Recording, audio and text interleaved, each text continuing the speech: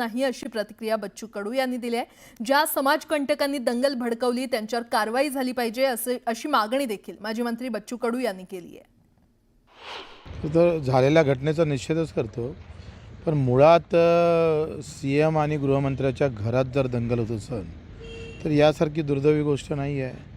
आणि ज्यांनी मोर्चे काढले किंवा ज्यांना कबर औरंगजेबाची कबर काढायची आहे किंवा उकळून फेकायची आहे आणि अशी जर मागणी आहे तर केंद्र आणि राज्यामध्ये त्यांचंच सरकार आहे आणि त्यांचं सरकार त्यांचं ऐकत नसेल, त्यासाठी मोर्चा काढावे लागत असेल तर यासारखी दुर्दैवी गोष्ट मला नाही वाटत जगात दुसरी असेल म्हणून।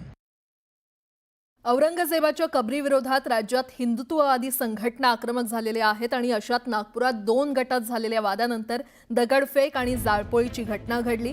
या हिंसक घटनेनंतर आता औरंगजेबाची कबर असलेल्या खुलताबाद इथे तणावपूर्ण शांतता आहे। परिसरात पोलिसांचा मोठा फौजफाटा तैनात करण्यात आला असून पोलीस प्रशासन प्रत्येक गोष्टीवर बारीक लक्ष ठेवून आहेत।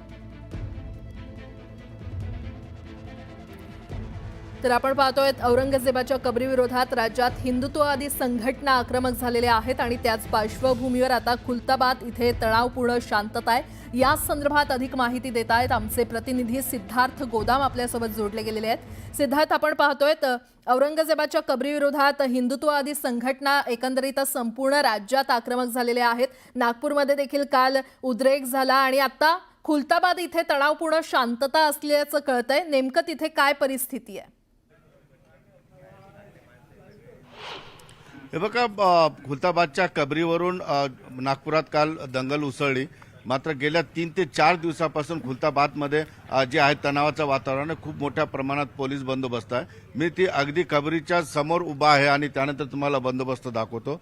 औरंगजेबाची कबर या कमानीच्या पाठीमागे आहे, त्या ठिकाणी मोठ्या प्रमाणात बंदोबस्त आहे। रात्री नागपूरला दंगल जरी उसळली असली तरी खुलताबादमध्ये गेल्या 3 ते 4 दिवसापासून तणावाचं वातावरण आहे। आपण बघतोय दुकानं बंद आहेत आणि फारसे नागरिक रस्त्यावर येताना जाताना दिसत नाहीत आणि एकंदरीत थोडासा तणावपूर्ण शांतता आणि त्या तणावात भर पडलेली आहे रात्रीच्या दंगलीमुळे।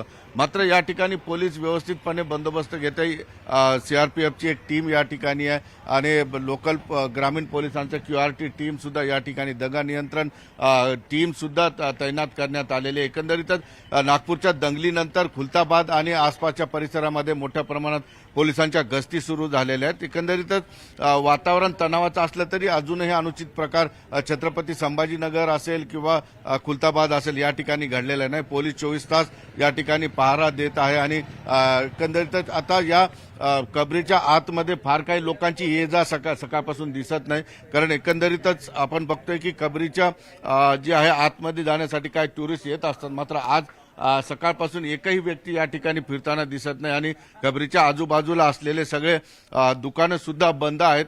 एकंदरीतच या ठिकाणी सुद्धा नागपूरच्या दंगलीचे परिणाम झालेत। मात्र 4 ते 5 दिवसापासून खुलताबादच्या या कबरीच्या आजूबाजूच्या परिसरामध्ये दुकानं बंद आहेत।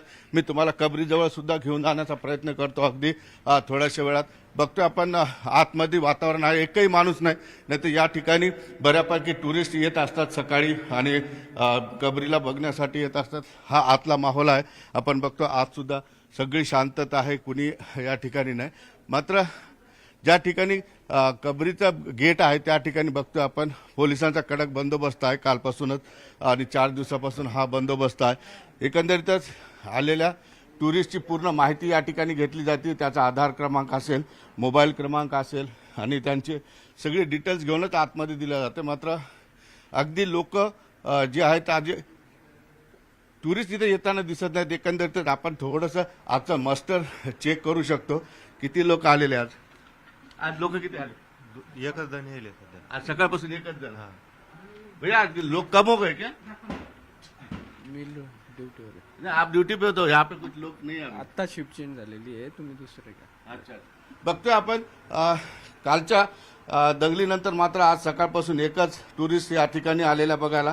असंही फार मोठ्या प्रमाणात टुरिस्ट असतात असं नाही। मात्र नागपूरच्या दंगलीनंतर खुलताबाद पुन्हा एकदा अगदी शांत झालेला आहे। मात्र या शांततेत सुद्धा तणाव आहे, आतमध्ये मीडियाला किंवा कुणाला एंट्री दिली जात नाही। एकंदरीत तणावाचं वातावरण आहे, मात्र पोलिसांचा मोठा बंदोबस्त आहे। बरं, सिद्धार्थ, धन्यवाद या संपूर्ण आढाव्यासाठी.